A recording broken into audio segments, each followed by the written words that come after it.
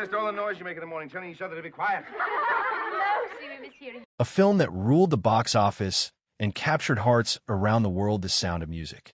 Released in 1965, this wasn't just another musical that was a phenomenon, a story of love, courage, and songs set against the shadow of war. To see you. We missed you. Oh, I missed you. Kurt, how are you?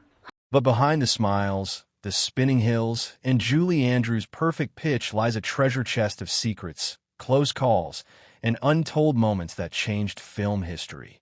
So grab your favorite Edelweiss, and let's uncover 20 hidden facts you didn't know about The Sound of Music. 1. The real Maria was still alive during filming. Let's start with a twist of fate. The real Maria von Trapp was very much alive when Hollywood came knocking. She even visited the set during production. Julie Andrews later recalled how surreal it felt performing as someone who was standing right there watching her. Maria even had a cameo. You can spot her walking behind Julie Andrews during the I Have Confidence scene in Salzburg. 2. Julie Andrews almost didn't take the role. After Mary Poppins, Julie Andrews feared audiences would think she could only play singing nannies. She hesitated to take another sweet role, but director Robert Wise convinced her otherwise, saying Maria's story had deeper emotional layers. And thank goodness he did, because this became her defining role. 3. Christopher Plummer hated the movie. Yes, Captain Von Trapp himself wasn't exactly a fan. Christopher Plummer once called the film The Sound of Mucus. He thought it was too sentimental and even admitted he was drunk during some scenes to get through it. But years later, he softened, calling it one of the happiest mistakes of his career. For the opening scene was brutally hard to film. That iconic opening, Julie Andrews spinning on the hilltop, looks magical. But in reality, a helicopter was hovering just above her head. The wind from the blades kept knocking her over. It took 9 takes to get it right, and by the end, she was exhausted and covered in mud. 5. Salzburg locals were not happy. While today Salzburg celebrates the sound of music tourism, back then, locals weren't thrilled. Rolf, good evening. Good evening, Franz. I trust everything is under control? Yes, yes. The crew blocked traffic, trampled gardens, and even upset churchgoers by filming on sacred grounds. It wasn't until the movie became a global hit that the city embraced its fame. 6. The real Von Trapps didn't like the changes. The Von Trapp family loved the musical, but they said the film twisted a lot of truth. For example, Captain Von Trapp wasn't cold or strict, he was kind and gentle. And Maria? She didn't marry for love. At first she married because she thought God wanted her to. Still, they appreciated how the film kept their story alive. 7. The kids were truly a family on set. The child actors bonded so much that they became a real family. Julie Andrews would sing to them between takes, and they had food fights in the studio cafeteria.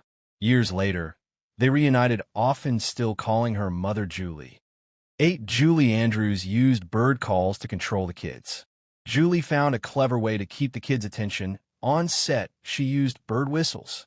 During long shooting days, she'd signal them to look up or focus with different bird sounds. It worked and even made them laugh during stressful takes. 9. Eleanor Parker deserved more credit. Eleanor Parker, who played the Baroness, was a seasoned actress. She brought elegance, class, and depth, but got little recognition. Behind the scenes, she was gracious and kind, and she later said, "Everyone fell in love with Julie, and so did I." 10. Do-Re-Mi took 11 locations to film. That fun-filled Do-Re-Mi sequence wasn't shot in one place. It was filmed across 11 different Salzburg locations, edited so smoothly it feels like one magical day. Julie Andrews and the kids had to match their energy perfectly between each location, no small feat. 11. Edelweiss was not an Austrian folk song. Many believe Edelweiss is a centuries-old Austrian anthem. Surprise it's not. It was written for the Broadway version by Rodgers and Hammerstein. But Austrians loved it so much, they sometimes sing it at national events, thinking it's traditional. 12. The Von Trapps didn't cross the Alps. Remember the ending where they hike over the mountains to Switzerland? That's cinematic fiction. In real life, they just took a train from Salzburg to Italy. If they had gone over those mountains, they'd have ended up in Germany. 13. The Real Family toured the U.S. After fleeing Austria, the Von Trapps settled in Vermont and started a singing career. They toured America and opened a lodge, the Trapp Family Lodge, which still exists today. The family's descendants even perform there sometimes. 14. The Nazi flag scene was almost cut. When Captain Von Trapp tears down the Nazi flag, it shocked 1960s audiences. Executives worried it might offend German viewers. But director Robert Wise insisted, saying history can't be sanitized. It's now one of the most powerful moments in the film. 15. The movie saved 20th Century Fox.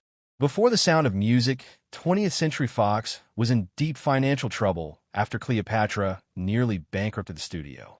Then this film came along and saved the company. It earned over $280 million a record at the time. During the I Have Confidence scene, Julie Andrews ran through the courtyard with her guitar case and umbrella. At one point, she accidentally whacked herself in the head with it, but stayed in character. That take made it into the final cut. 17. Christopher Plummer's singing was dubbed. While Plummer had a lovely speaking voice, his singing didn't fit the tone. So a professional singer, Bill Lee, recorded his songs. Plummer later admitted it was the right choice, though it bruised his ego a bit. 18. The costumes were made from real drapes. Yes, those curtain play clothes were real. The costume designer actually used heavy green fabric similar to drapes for authenticity. Julie Andrews joked they were so stiff, it was like wearing a sofa. 19. Rodgers and Hammerstein's last collaboration. The Sound of Music marked the final work of the legendary songwriting duo Richard Rodgers and Oscar Hammerstein, too. Hammerstein died shortly after completing the lyrics. It became their goodbye to the world, and what a farewell it was. 20. It became the most beloved musical ever made. When it premiered in 1965, critics were mixed. Some called it too sweet. But audiences? They couldn't get enough. It stayed in theaters for 4.5 years and won 5 Academy Awards, including Best Picture. Decades later, it still stands as one of the most watched and most sung along to films in history. Bonus fact, the hidden love story behind the scenes.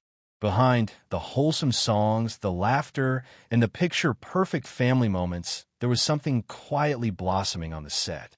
Not between Julie Andrews and Christopher Plummer, though their on-screen chemistry made millions believe they were secretly in love, but between the crew members themselves. During filming in Salzburg, one of the most talked-about romances was between a young assistant cameraman named Ted McCord Jr., the son of the film cinematographer, and Debbie Turner, who played Marta, one of the Von Trapp children.